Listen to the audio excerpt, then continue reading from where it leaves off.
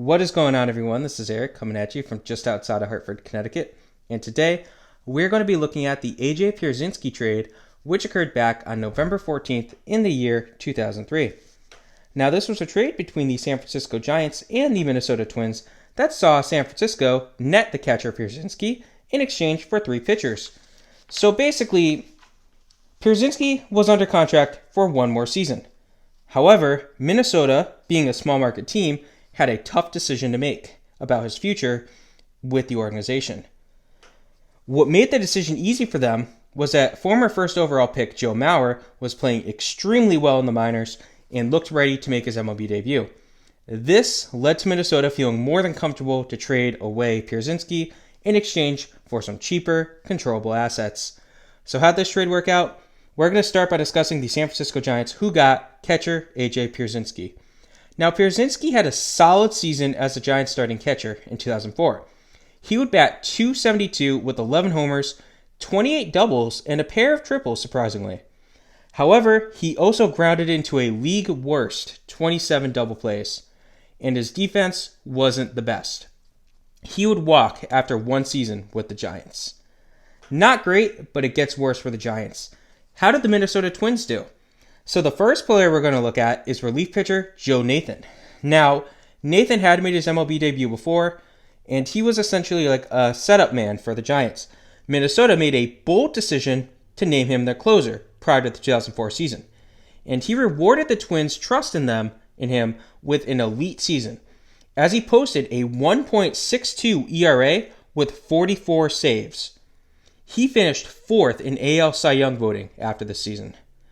Now, he had another very strong year in 2005, as he would record 43 saves while posting a 2.7 ERA. Nathan had an amazing next 4 years for the Twins. In 2006, he had a 1.58 ERA with 36 game saves to go with a 7-0 record. This saw him finish 5th in AL Cy Young voting. Now, his ERA did go up a little bit in 2007 as it jumped to 1.88, but there was no reason to panic, as he was still one of the best relievers in the league, as he had 37 saves that year. In 2008, well, this was arguably his best season as a Twin, as he recorded a 1.33 ERA, which was the best of his career, to go with 39 saves. Now, 2009 saw Nathan set a Twins franchise record by recording 47 saves in a single season. Now, that went along with a 2.10 ERA. Now, unfortunately, prior to the 2010 season, he tore the UCL in his pitching elbow, which required Tommy John surgery. Now, he did return in time for the 2011 season, but he struggled to the tune of a 4.84 ERA, and he would lose his closer role for a while. He ended the year with only 14 saves. Now, after this, Minnesota decided to go younger, and they allowed him to walk.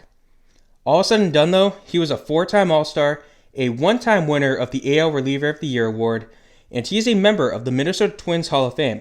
He holds a few franchise records for Minnesota, including most saves, 260, most saves in a single season, with 47 in 2009, lowest career whip of players who qualify at 0.96, and most consecutive save opportunities converted at 27. Very strong player. He has a case for the Hall of Fame. Do I think he'll ever get in? Probably not, because we're still waiting on other relievers that are a little bit better than him, namely Billy Wagner. But there's a case, Wagner Hoffman, so there's a case. The next player that they got was starting pitcher Francisco Liriano. Now, Liriano would make his debut in September of 2005, but he failed to impress too much. Now, after starting the 2006 season in the bullpen, Liriano was moved to the starting rotation by May, and he responded well to the change. He ended the year with a great record of 12-3 and a very strong 2.16 ERA. Despite the great season, he did deal with a forearm injury that forced him to miss most of the last 2 months of the season, and would unfortunately lead up to him requiring Tommy John surgery, which kept him out of the 2007 season.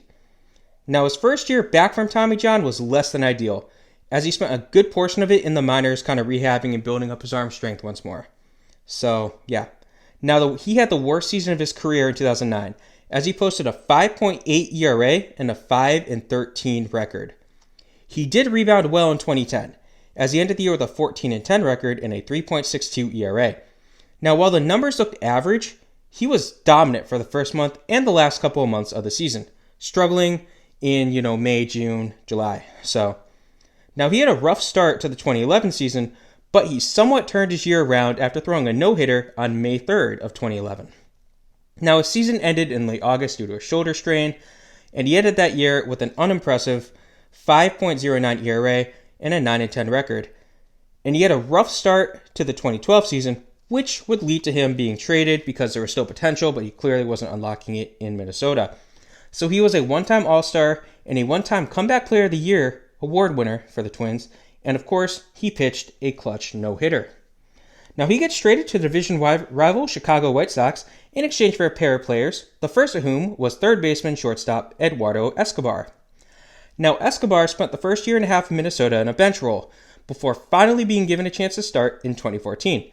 He played at a high level over the next 2 seasons, posting a .268 average with 18 homers. Now after a down year in 2016, he stepped up his power game in 2017 by hitting 17 homers, or 21 homers. Now through 97 games in 2018, he had 15 homers on a .272 average. This would lead to him being traded as Minnesota wasn't really in contention. They didn't need him, so they said, all right, you know what? We'll trade him away. This trade will get a video in the future once it's more established. There's still a lot of prospects going on, especially because he got traded from Arizona away to Milwaukee, so there's a lot of prospects. This won't be out for a little bit. Pretty impressive haul there. Now, they also got starting pitcher Pedro Hernandez in exchange for Liriano, and Hernandez went 3-3 with an ERA of 6.83 before he was released, so not the best. Now, Minnesota, in the original Pierzynski trade, also got pitcher Boof Bonser. Now, Bonser was called up in mid-2006, and he struggled to start out his MLB career. He would solidify his status at the end of the year, which earned him a spot on the team in 2007. Now, he was extremely inconsistent over the next 2 years, which led to him losing his starting job and moving to the bullpen. Now, he was DFA'd after missing the entire 2009 season due to 2 separate tears in his shoulder, so not the best ending to his time in Minnesota. So that's the main 2 teams. How did Chicago do? The White Sox. Now they got starting pitcher Francisco Liriano. And Liriano, his struggles from Minnesota carried into Chicago. His command was awful. And he was eventually removed from the starting rotation and put into a bullpen role. But he really didn't play all that much once he was essentially demoted, moved to the bullpen. He ended the year, or the half year, with a 5.4 ERA before he walked as a free agent. So now we get the fun part, the WAR summaries. It's pretty apparent who wins. Minnesota dominated. Joe Nathan, Francisco Liriano, Eduardo Escobar, all 3 of those guys alone would have won this trade for Minnesota. But they got a combined WAR of 32.5 from these 5 players.